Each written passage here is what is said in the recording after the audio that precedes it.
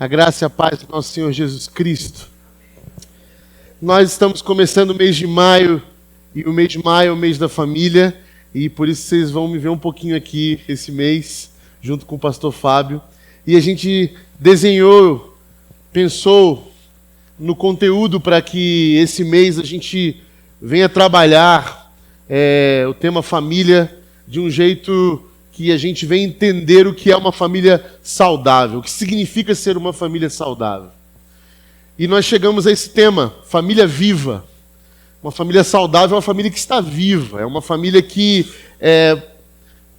transborda a vida, que transmite vida e que por onde passa inspira vida. Então, família viva é o tema da nossa série de mensagens para o mês da nossa família. E eu espero que você venha, não falte os capítulos dessa série, porque eles, assim como a gente tem feito, eles se complementam e é muito importante que você participe disso. Então, todos os domingos, às 10 horas da manhã e às 19h30, temos mensagens diferentes para você participar. Faça um esforço com a tua família para estar aqui com a gente nesta jornada por essa série, Família Viva. E eu quero convidar você, já sem demora, a abrir a sua Bíblia no Evangelho de Lucas, capítulo 2. Evangelho segundo Lucas. E eu quero ler, a partir do versículo 41, uma passagem singular dos Evangelhos. Quando eu era mais novo, eu tinha lá os meus 12, 13 anos, eu ficava muito curioso para saber como que era a vida de Jesus na adolescência, como que ele se parecia comigo em algumas coisas ou não. E há poucos relatos, sobre a adolescência de Jesus, sobre até mesmo a infância de Jesus. Nós não sabíamos se ele jogava pelada com a galera da escola dele, se ele ia para a escola, como é que funcionava esse negócio de escola, se tinha time com camisa, sem camisa, se o pessoal corria, puxava o rabo do cabrito, do bode e fazia arte, e Jesus repreendia, não faça isso com os animais da criação. Eu ficava com curiosidade para saber como é que era esse Jesus criança, esse Jesus adolescente. E tem poucos relatos mesmo. E esse relato é um dos únicos relatos que nós temos da adolescência de Jesus. Para nós, uma quase pré-adolescência. Para o contexto de Jesus, um adulto. Porque para a cultura dos judeus, o menino judeu se tornava adulto aos 12 anos de idade. Era o que dizia a sua cultura na época. Portanto, Jesus, embora um pré-adolescente, um adolescente, ele estaria diante da sua cultura, diante da sociedade que ele vivia, diante da religião que ele estava inserido, ele se tornava um adulto, E vamos ler aí, Lucas 2:41. Todos os anos, seus pais iam a Jerusalém para a festa da Páscoa. Quando ele, Jesus, completou 12 anos de idade, eles subiram à festa conforme o costume. Terminada a festa, voltando seus pais para casa, o menino Jesus ficou em Jerusalém sem que eles percebessem. Pensando que ele estava entre os companheiros de viagem, caminharam o dia todo. Então começaram a procurá-lo entre seus parentes e conhecidos. Não encontrando, voltaram a Jerusalém para procurá-lo. Depois de 3 dias, o encontraram no templo, sentado entre os mestres, ouvindo-os e fazendo-lhes perguntas. Todos os que o ouviam ficavam maravilhados com o seu entendimento e com as suas respostas. Quando seus pais o viram, ficaram perplexos. Sua mãe lhe disse: Filho, por que você nos fez isto? Seu pai e eu estávamos aflitos à sua procura. E ele perguntou: Por que vocês estavam me procurando? Não sabiam que eu devia estar na casa de meu pai? Não sabiam que eu devia estar cuidando dos negócios de meu pai? Mas eles não compreenderam o que lhes dizia. Então foi com eles para Nazaré e era-lhes obediente. Sua mãe, porém, aguardava todas essas coisas em seu coração. Jesus ia crescendo em sabedoria, estatura e graça diante de Deus e dos homens. Pai de amor, obrigado, Senhor, pela sua palavra. Obrigado por este relato sobre a história do Messias, do Cristo, o qual nós somos discípulos. Queremos ouvir tua voz, Pai. Que teu Santo Espírito ministre em nós. Em nome de Jesus. Amém. Hoje, o tema da minha mensagem é falando algumas verdades, porque toda família gosta de falar algumas verdades quando precisa ser falado.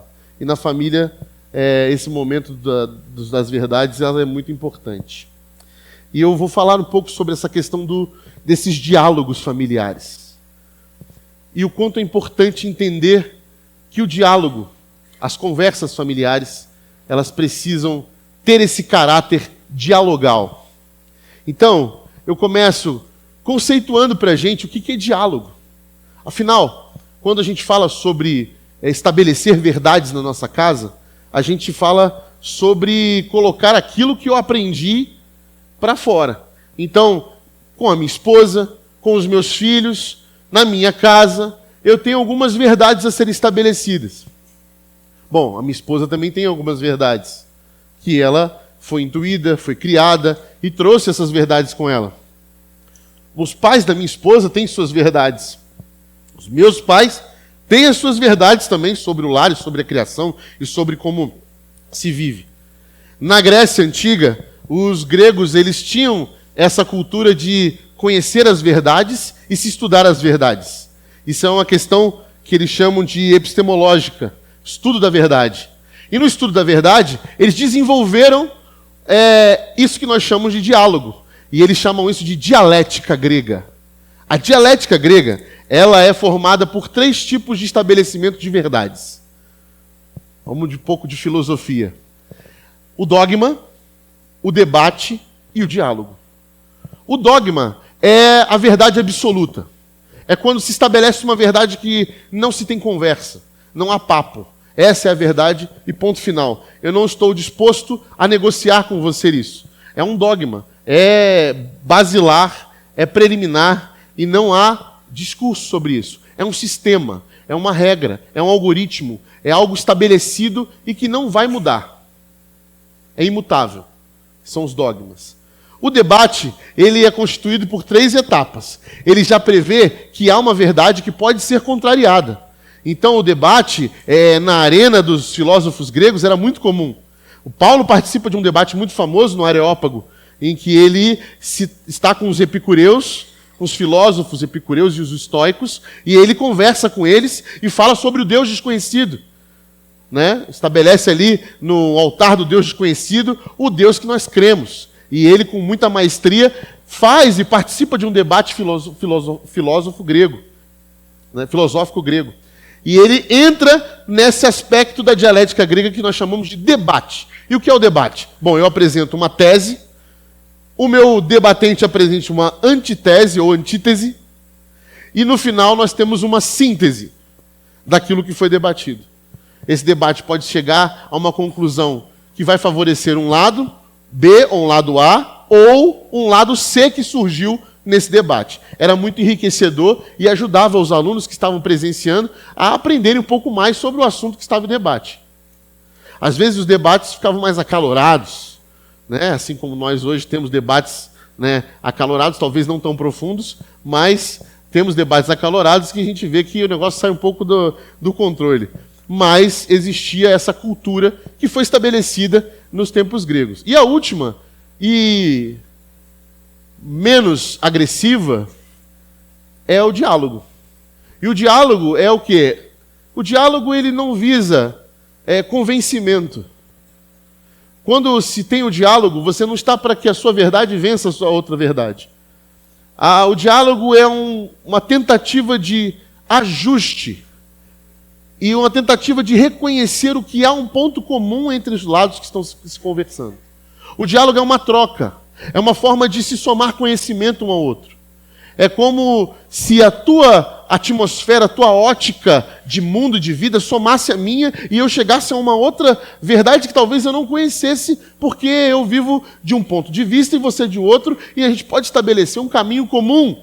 O diálogo ele tem essa capacidade relacional. O diálogo não é uma procura de estabelecer verdades, mas um relacionamento com a verdade. Diferentemente do debate, do dogma, ele não está pressupondo de maneira orgulhosa que eu estou certo, mas que há uma possibilidade relacional e que a verdade, na verdade, não é um conceito, é uma pessoa, e essa pessoa está diante de mim. E por ser uma pessoa, eu preciso me relacionar com ela, ter uma experiência com ela, para que a verdade faça sentido para mim. Bom, tendo dito isso, quando a gente chega nos nossos ambientes familiares, nós temos que tipo de conversa?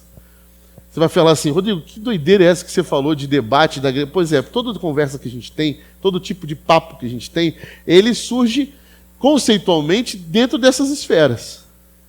E a gente vai pensar, que tipo de conversa eu tenho na minha casa com meu marido, com meus irmãos, com minha filha, o que eu estabeleço como conversa, como padrão de conversa?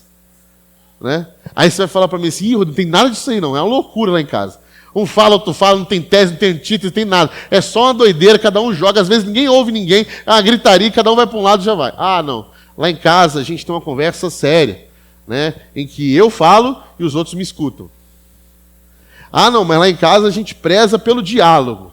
O diálogo entre eu. E a gente estabelece o que eu quero. Ah, não, mas lá em casa não. Lá em casa a gente conversa com todo mundo. Eu quero saber a opinião até do Lucas. O que ele pensa sobre aquilo? Porque eu acho que todos têm que ter voz na casa. Enfim, você vai falar suas configurações de conversa ou como se resolvem os dilemas. Na nossa casa, por exemplo, como que se decide as coisas? Eu coloco a minha opinião e eu ouço a opinião da Priscila e no final a Priscila está certa e eu faço a opinião dela. Eu acredito que a maioria dos homens sigam essa vertente de diálogo que nem os gregos souberam catalogar aqui, né? No final, elas estão certas, né? Eu poderia botar aqui assim, num momento, numa situação em que eu estou errado e ela está certa, a síntese é que eu estou errado. No momento em que ela está errada e eu estou certo, a síntese é que eu estou errado. E no momento em que ela está certa e eu estou certo, quer dizer que ela está certa. E no momento em que os dois estão errados, a culpa é minha. Brincadeiras à parte, a gente sabe que na família cada um tem um perfil diferente de conversa e de estabelecer diálogos e de tentar resolver os problemas que surgem no cotidiano. Nós formamos um grande time ali para tentar suprir as faltas, as demandas que a casa tem diante dos filhos, diante dos problemas, diante dos boletos, diante das lutas, diante de decisões como viajar, como para onde a gente vai morar, que tipo de casa eu quero, que tipo de apartamento, que é o endereço, tudo isso necessita de diálogos e conversas. Jesus, ele optou por um tipo de conversa. Ele optou pelo diálogo. Por quê? Porque Jesus veio dizer aquilo que é óbvio para nós cristãos hoje, mas que na época dava um nó na nossa cabeça. Jesus fala, a verdade não é uma coisa, não é um objeto, a verdade é uma pessoa. Eu sou o caminho, eu sou a verdade. E se a verdade é uma pessoa, não existe outro jeito de você se relacionar com a verdade, senão por diálogo, porque ela é uma pessoa, por uma experiência pessoal, relacional. Eu não posso me relacionar com a verdade de forma sistemática, estabelecendo conceitos, ou de forma numérica, ou de forma a respeitar alguns tipos de lei. Não adianta. Para se relacionar com a verdade, eu preciso me expor a ela. E ao me expor a ela, eu vou ser afetado por ela. E ao ser afetado por ela, eu vou perceber que coisas que eu tinha estabelecido como verdade na minha vida não fazem o menor sentido diante da experiência que eu estou vivendo agora. E por isso que cada um de nós tem uma experiência única com Cristo. E essa experiência única vai falar sobre um Cristo que é na sua vida. Como foi a sua conversão? Como foi a sua experiência? Nós teremos milhares de testemunhos para dar, porque a verdade é uma pessoa. E sendo a verdade uma pessoa, Jesus trabalha e constrói ao longo da sua história a possibilidade dos relacionamentos entrarem no diálogo, na capacidade de conversarmos e sermos afetados pela vida do outro e não impormos aquilo que nós pensamos sem simplesmente permitir que o outro toque a minha vida de algum jeito, para que talvez um ponto de vista meu seja afetado e eu perceba coisas que eu não tinha percebido. Porque o mundo, a nossa atmosfera, o nosso ecossistema, a nossa visão de mundo ela é muito particular. Porque nós somos criados de maneira diferente. Como eu enxergo um objeto, um item da cultura, um elemento social, uma fala, como eu escuto certas coisas, elas são diferentes para cada um de nós. Algumas coisas são gatilhos para uns, outros não são. Algumas imagens trazem alguma coisa diferente para nós. Eu estou lá em casa recebendo um casal de amigos que está aqui hoje, e eles falaram quando chegaram na cozinha, meu amigo falou assim, cara, essa cozinha é muito nostálgica, eu lembro da casa da minha avó. Né? Para mim não faz muito sentido, mas para ele faz muito sentido. E é nostálgico, né, Dani? E essas coisas fazem diferença porque cada um tem uma visão, foi criado um som, um cheiro, um modo de ver o mundo. Por isso o diálogo sempre foi algo que Jesus escolheu ter diante do mundo e diante da sua história. E o que nós estamos presenciando aqui em Lucas capítulo 2 é justamente um momento muito interessante de diálogo entre os pais e o seu filho adolescente. Né? Nós temos aqui um contexto. Qual é o contexto? Bom, todo menino aos 12 anos, era israelita, né, judeu, era considerado adulto, e ele tinha que ir para a festa da Páscoa. Na verdade, ele tinha que participar pelo menos das 3 festas no ano. Né? E essas 3 festas, que é a Páscoa, Pentecostes e os tabernáculos, eram meio que uma obrigação. Mas os judeus sabiam que muitas pessoas não conseguiam ter condições de viajar até Jerusalém 3 vezes ao ano. Naquela época a gente tinha uma compreensão. Então você vinha uma, tá bom. E, pelo jeito, a família de Jesus, José e Maria, sabia que era essa a realidade. Nós vamos para a Páscoa. E essa era a primeira Páscoa, a festa da Páscoa de Jesus. E Jesus, como menino de 12 anos, estava super animado. Imagina, imagina como ele cresceu vendo os outros meninos do seu bairro, da sua cidade, que faziam 12 anos e iam para a festa da Páscoa. Imagina, vai chegar a minha hora, uma hora eu vou ser esse garoto que vou estar lá, eu vou para Jerusalém e tal. E ele estava muito ansioso por isso. Né? Creio eu, obviamente, isso não está na Bíblia, mas creio eu que era uma expectativa do menino Jesus ir para Jerusalém nesse momento do costume judeu. E aí, quando a família se prepara para viajar, né, tem aquele todo preparo, era uma estrada longa, então se você já viajou em família, você sabe que loucura que é, prepara as coisas, e naquela época se viajava em grandes grupos, por causa de medo de roubo, de assalto, então tinha uma galera ia andando, né, com os animais e tudo mais, e ia. E Jesus foi. Chegou lá, ele deve ter ficado maravilhado. Era a primeira vez que ele encontrava Jerusalém, a cidade santa. Jesus entrou, viu o templo, viu as coisas. E eles passaram ali a festa da Páscoa. Ele teve esse vislumbre do menino de 12 anos que conhecia ali, tinha contato pela primeira vez com a história de Israel. E o que acontece? Bom, o que acontece é que, nesse contexto, eles terminam a Páscoa, a cidade estava cheia. E qual era o costume da viagem? Para ir embora, os homens mandavam as mulheres e os animais que eram mais lentos saírem primeiro pela manhã. E os homens iam mais tarde, porque eles andavam mais rápido e alcançariam as mulheres e os animais no meio do caminho, no final do dia, e ali acampavam. Certo? Foi o que aconteceu. E por isso que a gente vê que Jesus, Maria e José não dão falta de Jesus. A gente às vezes lê e fala assim, nossa, mas que mãe que Maria é, né? Porque um dia inteiro para perceber que o filho não está lá, né? Que mãe é essa? Calma, gente, não julguem Maria. Existe esse contexto. Então Maria pensou o quê? Como uma boa esposa, está com José. E José, como um bom marido, está com Maria. Certo? E está tudo certo. Quando eles se encontram, Maria olha para José e fala, cadê Jesus, José? E José, como um bom homem, ele não está com você? E Maria fala assim, José, cadê Jesus? E aí José, intimidado agora pelo olhar de Maria, eu achava que ela estava com você. E Maria provavelmente virou para José e falou assim, José, você perdeu o Filho de Deus, José. José suando frio já, porque poderia ser só o filho de Maria, e dele com Maria, mas era o Filho de Deus, e agora Maria já olha. Não, Maria, eu não perdi nada, deve estar por aí, né? Vou dar uma procurada. E o nervosismo batendo. Maria virou: José, você perdeu o Filho de Deus. Veio coral de anjo anunciar a chegada do Messias, José. Você perdeu o Filho de Deus, vai vir exército de anjos atrás de nós, José. Não sei nem o que fazer, José.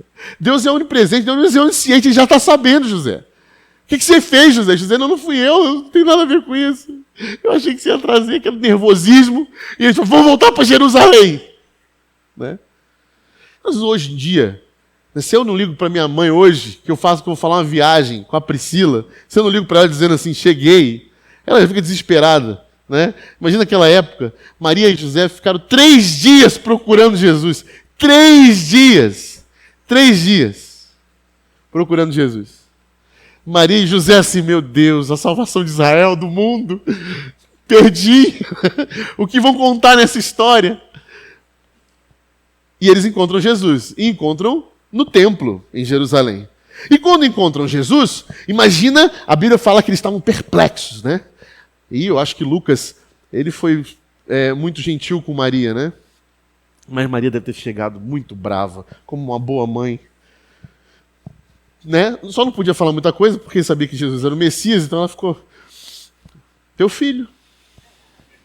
Teu filho.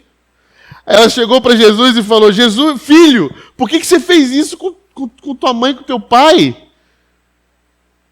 Né? Minha mãe já com um chinelo na mão, né? Já teria arremessado de longe, mas como era Jesus, filho de Deus. O que você fez? E aí, Jesus responde Maria, a gente lê, parece que Jesus está meio rebelde, né? Você não sabia que eu estou na casa do meu pai, cuidando dos negócios do meu pai? Não, se sou eu, Paulo, eu tinha tomado um tapa na boca da minha mãe. Esse moleque atrevido. Mas Maria segurou as coisas e falou assim: bom, você está vendo, né? Você está vendo. Enfim. E aí diz a Bíblia que Jesus submeteu aquilo ali, voltou para Galiléia, junto com seus pais, e diz que Maria guardava aquilo no seu coração. Você fala assim, aí você como uma boa mãe, Maria está guardando raiva, vai jogar na cara quando chegar lá. Você viu que aturei do seu filho? Só que achou que é o salvador do mundo? Entendeu? Mas o que acontece ali, na verdade, tirando a nossa leitura toda desse trecho, que é um trecho muito importante da palavra de Deus, é um diálogo maravilhoso. E a gente vai reparar em alguns detalhes muito importantes. Porque ali naquele momento, Jesus está se identificando está descobrindo a sua própria identidade, quem ele era de fato. Jesus está descobrindo que ele era esse Messias. Obviamente, Maria não chegou para ele num berço da manjedoura e falou assim: olha, você, quem é o Salvador do mundo? Quem é Ela não fez isso. Ela não contou para um menino o que era que ele havia de fazer, nada disso. Então Jesus estava descobrindo ali suas percepções individuais, sua identidade e suas particularidades. Há uma questão muito importante quando Jesus fala assim: teu pai, a Maria vira para ele: teu pai e eu estamos à tua procura. E Jesus responde: não sabeis que me convém tratar dos negócios do meu pai? Veja, Maria fala que o teu pai e eu, ou seja, José e eu, estamos à tua procura. E Jesus vira para assim: eu estou tratando dos negócios do meu pai. Jesus está quase dizendo assim: ele não é meu pai. Eu sei quem é meu pai. Ele não está dizendo assim, naquilo que é do nosso pai, né? Nosso pai, porque no Antigo Testamento havia referências a Deus como pai também, mas ele não fala nosso pai, ele fala do meu pai. Ele está dizendo: eu sei quem é meu pai, mãe. E eu estou aqui tratando de negócios do meu pai. Eu estou entendendo quem sou eu. Eu estou me identificando com essa cultura. Enquanto os meninos de 12 anos em Israel ficavam vislumbrados, ficavam brincando, correndo de um lado para o outro, Jesus estava tratando de teologia com os rabis no templo. E se destacava, mas não se destacava como um menino prodígio que sabia tudo. Se destacava pela sua avidez em saber, em escutar, em conhecer, em aprender sobre a história. E ele começa a aprender sobre a história e se identificar e perceber que ele tem realmente uma coisa diferente do que da família. Na adolescência é o tempo em que nós percebemos que somos diferentes da nossa casa. onde aparecem gostos muito diferentes do que fomos intuídos a vida inteira. Você pode apresentar o seu gosto musical para o seu filho o quanto você quiser. Vai chegar um momento que ele vai desenvolver um gosto. E talvez não seja um gosto que você goste. Talvez seja por um lado que você nem é muito fã. Você pode ter ensinado ele a se vestir bonitinho. Bonitinho, todo lindo, sabe? Do jeito que você quer. Mas vai chegar na adolescência e ele vai se vestir do jeito que ele quiser. O máximo que vai fazer é manda tirar essa roupa, né? Estabelecer um dogma e não um diálogo para tentar perceber por quê. O que está acontecendo? Por que meu filho não gosta de azul como eu gosto? Por que meu filho gosta de preto? Por que meu filho gosta só de andar de preto? Que cor mais feia? Veste um amarelo, meu filho. Por que meu filho não gosta de carro como eu gosto? Por que meu filho não torce para o time que eu torço? Né? E por que meu filho nem gosta de futebol? Ou por que meu filho gosta de basquete? Por que meu filho se interessa por geografia? E por que ele não gosta de matemática? Por que minha filha prefere engenharia? Por que ela não gosta de medicina? Por que ela não se interessa pelos negócios da casa? Por que ela está gostando de de cantar e de fazer arte por aí? Vai vender arte na praia? Ai, meu Deus! As loucuras e os devaneios familiares, porque se desvincula na adolescência uma identidade única que está se formando. Jesus está ali dizendo, eu sei quem é meu pai, mas ele não está só dizendo isso, ele está dizendo assim, eu sei que eu aprendi com você, José, pai terreno, né? Quase que isso. A fazer cadeiras, mesas, né? Óbvio que não foi cadeira e mesa, porque nem existia isso naquela época, mas aprendi a fazer casas, lixar a madeira, prepará-la como um bom carpinteiro, mas eu me interesso por outra coisa, pai. Mas quando foi que você se interessou tanto por teologia a ponto de nem ver o tempo passar, de ficar aqui dentro? Quando foi que você se interessou por isso? É na adolescência que isso se torna tão forte a ponto de surgirem os primeiros segredos. Veja que Jesus não fala para os pais que vai ficar em Jerusalém. Ele não avisa. Ei, mãe, pai, vou ficar mais um tempo aqui no templo. Ele nem fala para onde ele foi. Um segredo. Porque quando o adolescente ou quando alguém na família o filho se percebe diferente, há uma certa vergonha e um medo. Porque eu sou diferente do meio que eu estou. Pode ser que eu não seja bem recebido pelas coisas que estou escolhendo. Pode ser que isso carregue algum tipo de preconceito dos meus pais que sempre me levaram para esse lado. Então eu não vou falar sobre isso. Não é um segredo ruim, obviamente, que eu estou falando, é um segredo sadio, porque é um segredo que fala sobre sua identidade. Quem nunca teve segredos nunca se descobriu como gente. Porque nós temos os nossos segredos particulares. É o tempo de guardarmos na gaveta, as nossas gavetas, o nosso quarto. É o tempo da adolescência que eu quero ter a minha privacidade. Que meu pai e minha mãe não podem entrar no quarto assim antes, assim, do nada. Eu tenho um canto, eu quero meu canto, eu quero desenvolver isso. E às vezes nós, achando que isso é um movimento de autoridade, não, eu tenho autoridade para entrar onde eu quiser aqui dentro. Calma. Sim, existe, mas existe um respeito, existe uma forma de dialogar para se descobrir quem é que está nascendo, que identidade é essa que está brotando, que personalidade única é essa que está sendo desenvolvida. E esses segredos são segredos sadios, não são segredos obscuros. Isso tem a ver com personalidade, com a forma como um indivíduo que novo está olhando para o mundo. Diferente da gente. Diferente de como fomos intuídos para esse mundo. Na adolescência, Jesus descobre mais profundamente quem ele é. Diferente dos pais. Uma consciência separada do resto da sua família. Há um desenvolvimento da consciência individual. E o diferente, de fato, nos assusta. Mas nós já fomos esse diferente. Se você lembrar, lá atrás, na sua história, você já foi esse diferente. Ou você já tentou ser.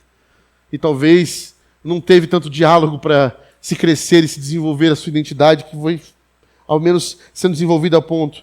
E essas gavetas que ninguém pode mexer, elas servem para isso. Para a gente poder ali ter um espaço de desenvolvimento.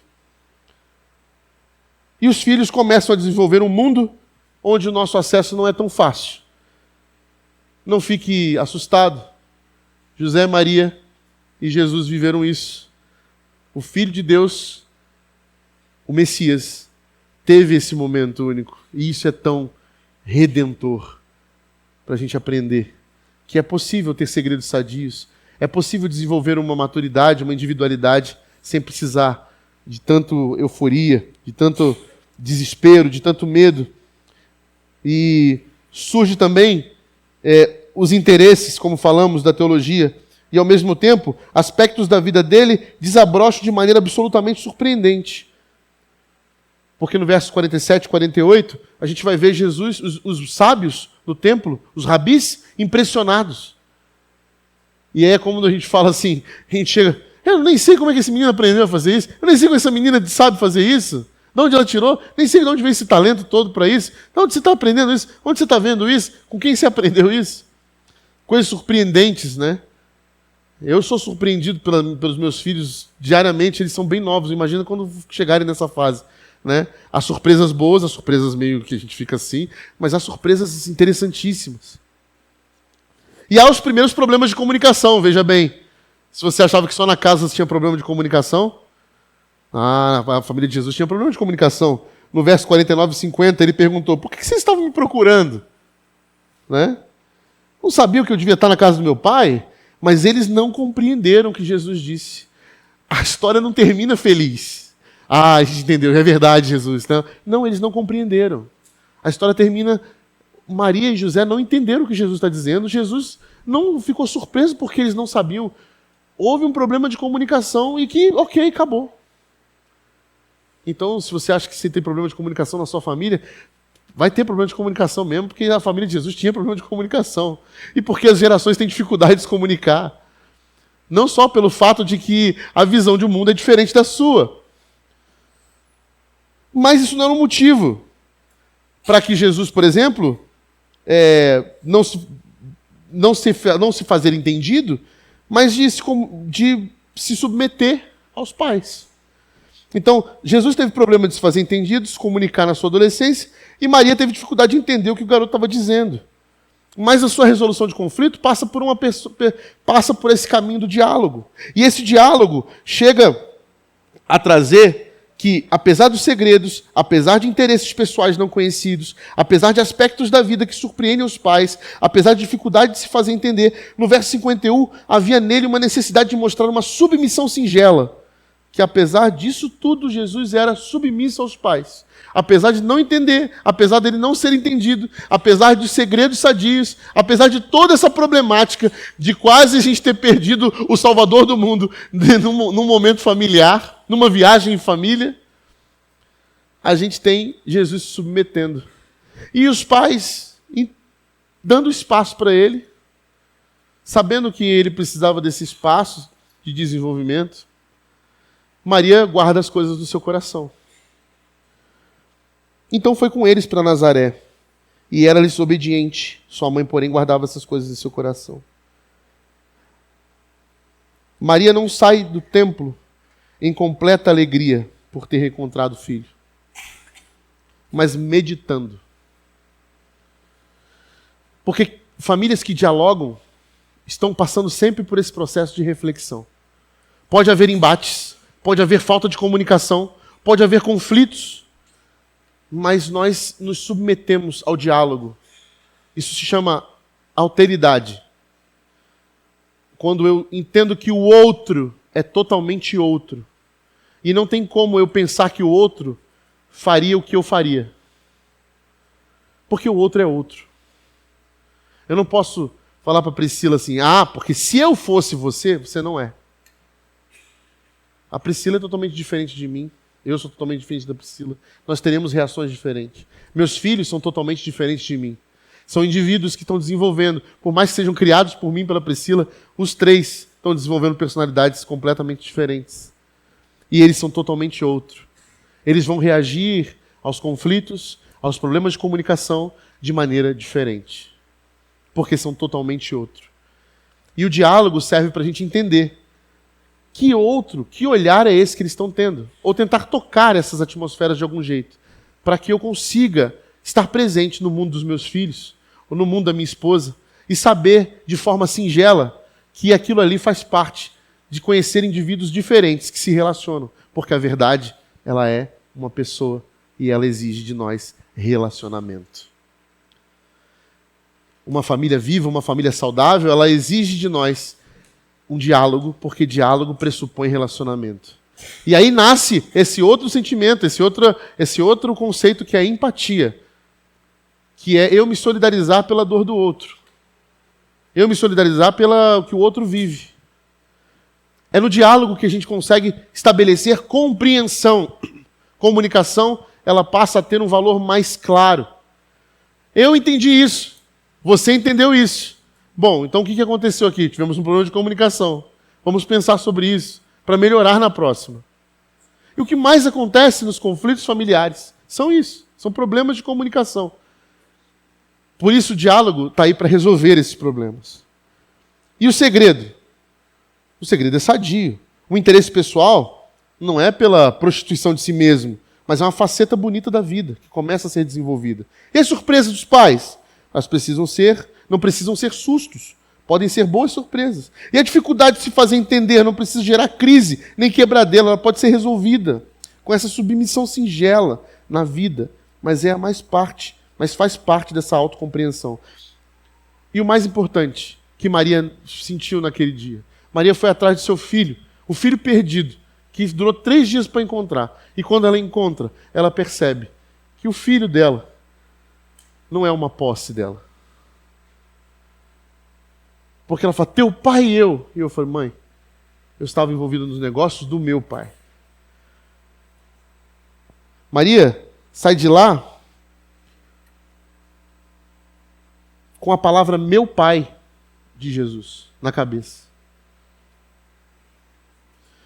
que tornou a tirar-lhe o filho, que julgava ter recém-encontrado. Quando ela volta caminhando, ela volta pensando. Ela sente que o coração do seu filho continua agora numa compreensão diferente, no alto. Porque, na verdade, com o tempo a gente vai percebendo que família não é posse. Família não é ter. Família não é uma propriedade. Família não é um sistema de regras. Família não se trata com fórmulas, algoritmos ou receitas. Família não tem um jeito certo. Família é viva. E toda vez que a gente trata nossos filhos, ou nosso marido, nossa esposa, como algo que a gente possui, nós saímos do ambiente de dialogar, de conversar, de se compreender e de se viver a verdade que é uma pessoa, para viver algo que não se parece nada com aquilo que Cristo nos ensinou a ser família. Quando eu vejo Maria encontrando Jesus, desesperada, como se tivesse perdido alguma coisa de muito valor, Jesus diz, calma mulher, calma mãe, eu não sou teu. E às vezes a gente olha para os nossos filhos e a gente acha que pode privá-los de muitas coisas e a gente acha que a gente é dono deles. Às vezes a gente olha para o nosso cônjuge e a gente acha que a gente é dono de alguma forma. A gente precisa entender que uma família viva está em torno de uma verdade. E essa verdade é uma pessoa. E que pressupõe experiências vivas. Experiências que toda hora necessitam ser vividas. E são surpreendidos. A minha avó, ela falava uma coisa muito interessante. Ela falava que ela já faleceu, né? E ela, no auge dos seus 50 anos de casado, a gente fez uma grande festa em família, ela, meu avô, fazendo bodas de ouro, e ela dizia assim que... Eu perguntei para ela assim, vó, tinha uns 15 anos, 16 anos, vó, o que você mais aprendeu com o vô nesse tempo? Aí ela fala assim, que eu serei surpreendida por ele até que a morte nos separe. Que não existe tempo nenhum no mundo que diga pra gente que a gente conhece alguém tão bem a ponto de que já esgotou-se todas as possibilidades das surpresas e dos segredos e das possibilidades de se conhecer o outro um pouco mais. Eu quero ser surpreendido pela Priscila o resto da minha vida. Eu quero ser surpreendido pelos meus filhos o resto da minha vida. E eu quero aprender cada vez mais essa forma de dialogar, Porque o dia que eu achar que eu detenho todo o conhecimento da verdade, eu vou perder as facetas mais belas da vida, de se transformar a nossa casa em uma casa viva, em uma família viva. Porque aquilo que está estagnado, aquilo que está parado, está morto. Aquilo que não flui, aquilo que não vai, que deságua e que muda e que transforma, está morto. Uma família viva é uma família com propriedades de inspirar, surpreender, trazer pra gente a surpresa. Por isso que o cotidiano e a rotina são bons, porque eles acabam surpreendendo a gente, até mesmo nas coisas mais semelhantes. Porque o mesmo caminho pode mostrar pra gente detalhes que a gente não viu enquanto passava no outro dia. Porque é uma família viva. Permita-se ouvir o coração do outro. Permita-se relacionar com a verdade que está diante de você. Permita que aquela verdade encontre a sua verdade e talvez haja um caminho comum. Permita que a vida de Jesus ensine para você que há possibilidades no meio de muitas coisas que achamos diferentes de nós de ser construída. Às vezes não está ainda no seu mundo aquela página, aquela cor, aquele jeito, aquele sabor, aquele cheiro, mas pode ser que seus filhos, sua esposa, seu marido, seu primo, seu irmão te traga um novo olhar, um novo jeito de viver, capaz de experimentar algo que você não tinha percebido. Guardar as coisas no coração ajuda a gente a fazer esse tipo de reflexão. E mais importante, faz a gente se sentar na mesa. Uma vez eu conversei com um casal e eu disse para eles: não há nada mais importante numa família do que o desejo de se ter todos os membros daquela família com muita vontade de voltar para a mesa e se sentar junto. A melhor coisa que uma casa pode ter é o desejo inabalável de estar juntos na mesa. A família viva de Jesus propõe isso. Nós temos uma mesa. E nada pode ser mais forte do que o nosso desejo de sentarmos juntos em torno da mesa e lembrar que Cristo nos fez irmãos, nos fez uma família viva, com infinitas possibilidades. Se fôssemos todos iguais, nosso Deus não seria multiforme. A graça não teria essa capacidade. Por isso celebramos a ceia dos diferentes, a ceia dos indivíduos que se tornam um com o outro, na sua pluralidade mais bonita. Quando entendemos que a verdade é uma pessoa e ela está aqui, presente, sentada conosco. Ela é o pão, ela é o vinho, ela é o corpo e ela é o sangue que faz de nós uma família viva. Pai querido, obrigado, Senhor. Obrigado pela tua vida que transforma a nossa vida, que faz da nossa vida algo diferente, que faz da nossa vida algo forte o suficiente para ser um rio de água viva, que contagia, que gera vida. Nós queremos ser essa família viva. Que o Senhor nos abençoe, que o Senhor nos guarde, que o Senhor nos guie, nos dê a capacidade de dialogar, de nos relacionarmos com a verdade de forma profunda, porque sabemos que essa verdade é o Senhor. Queremos essa presença que nos sai da estagnação, que nos livra das verdades que construímos como absolutas e nos traz para esse caminho de relacionamento, de possibilidade. Que o Senhor faça a sua morada nessa casa e que a casa, a mesa que nós postamos aqui, seja um ambiente em que a gente deseje mais do que nunca voltar para celebrar a vida que recebemos. Em nome de Jesus. Amém. Eu quero